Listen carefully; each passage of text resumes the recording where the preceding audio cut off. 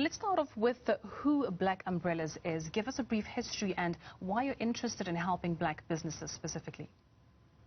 Well, Black Umbrellas has been around for about 16 years now.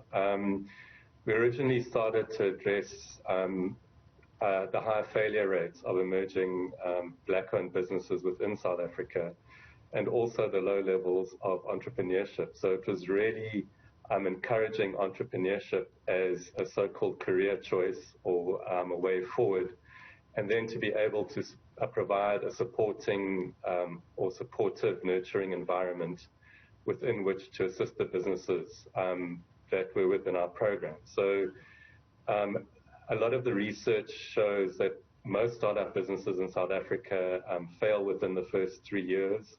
We have a higher rate of business failure than business success within the environment. So it's a very challenging space. It's very critical to the growth of the economy. So the initial intention was largely around that. I look at encouraging people to choose entrepreneurship and then support the businesses within that initial 3-year journey. Now, Mark, just talking about the high levels of business failure that you just alluded to briefly, what do you think caused this specifically during the COVID-19 pandemic, and how can this be overcome? Well, COVID-19 was obviously a very unusual scenario. So it was a very challenging environment prior to that, just within a normal business environment. But obviously, the pandemic exacerbated the situation. The impact of lockdown was severe. Many businesses were not able to even trade, let alone deal with reduced trading. Many businesses in this space as well, in the small business sector, they don't have significant reserves to be able to carry them through a period of no trading or reduced trading. And also the ability to then get access to credits. Although the government went and introduced a number of relief measures and assistance schemes, which certainly helped, but I think the scale of the problem relative to the number of businesses, and the number of businesses who needed support, was much greater than the ability to assist these businesses.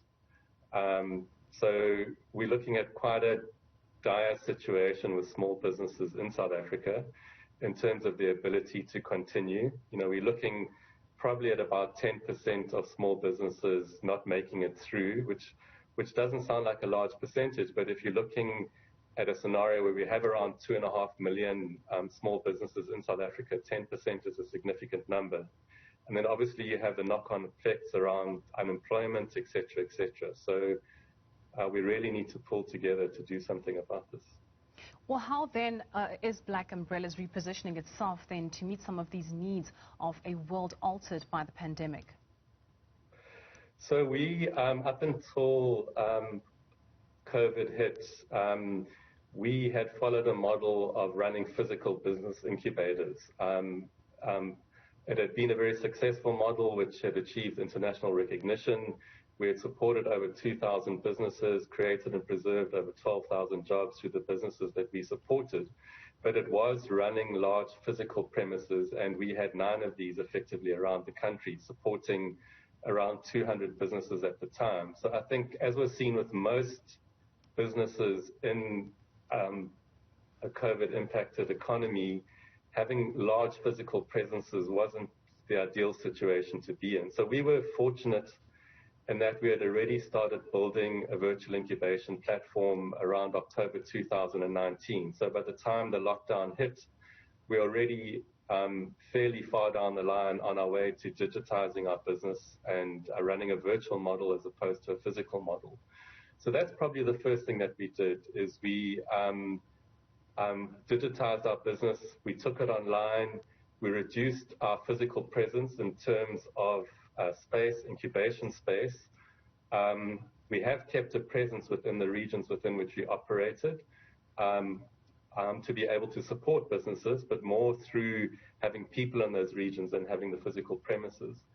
And the next area obviously was to, if you look at Black Umbrellas as an organization in itself, we had to mitigate, I suppose, our exposure to fundraising and donations, because that's primarily how we had grown the organization in the past. And we needed to find alternative sources of revenue, as most businesses have needed to have done. So we looked at a pivoting strategy. We looked at where our strengths lie. We looked at where the opportunities lay within the markets, that we worked in. And we largely saw ourselves as a player within an ecosystem, which we have always done. We looked to see where we could bring value to that ecosystem. And we also looked quite deeply at the support that the businesses within our programs needed. So typically up until COVID hit the economy, we had largely focused on what they call the supply side of the enterprise and supply development equation. So that would be developing businesses to be able to obtain funding, to obtain procurement opportunities within corporate supply chains. And we were largely reliant on third-party service providers to be able to provide the opportunities for the businesses that we were developing. So we've kind of taken ownership of that area as well. So we set up a consulting business around supply chain and procurement to work with corporates around their procurement and supply chain strategies to see where they can start bringing in smaller businesses to a greater extent than they have been. It's spoken about a lot. The government has it as a key focus in terms of their restructure program for the economy. And we need to look at localization and import substitution as a South African economy. So the words speak for themselves, really. Import substitution is around looking at where we can start developing local businesses, replace the products and services that we're currently importing, and obviously scaling and growing the businesses to be able to do that. So that's the one area, and that we've done together with Clive Govender, who is very well recognized in the procurement and supply chain space. So we're very excited about the opportunities we can potentially create for the businesses that we're supporting too. And then obviously the other big area for small businesses is around funding, particularly in the market that we support. It's kind of that missing middle that they always speak about. So these are emerging, growing businesses. They're getting off the ground. They're not quite at the level where your traditional finance institutions will support them, but funding is obviously, key and critical to their growth. And Mark, just in addition to just helping these companies actually acquire funding, do you also help them learn how to manage their finances? Yes, absolutely. So we have two programs currently within Black Umbrellas. One is called our Business Foundation Program, which is really getting the market value proposition around your business correct, getting your compliance fundamentals in place. And then we have what we call our Business Readiness Program. So the Foundation Program is a 3-month program. The Readiness Program is a 9-month program. And that's really about the practicalities of running your business, getting your business funding ready, getting an understanding of the various types of funding, what funders are looking for within your business in order to extend funding to you. And then it also focuses a lot on getting your business supply chain and procurement ready, because being a vendor which a corporate will consider for their supply chains is quite a specialized area, and there are a lot of requirements that come along with that. So we also focus on that as part of our program. Now, you mentioned earlier that you've actually helped more than 2,000 businesses overall. How many businesses are you currently incubating? And when you actually switched that virtual form of incubation, how was the response? So we're currently supporting around 320 businesses at different stages of their development.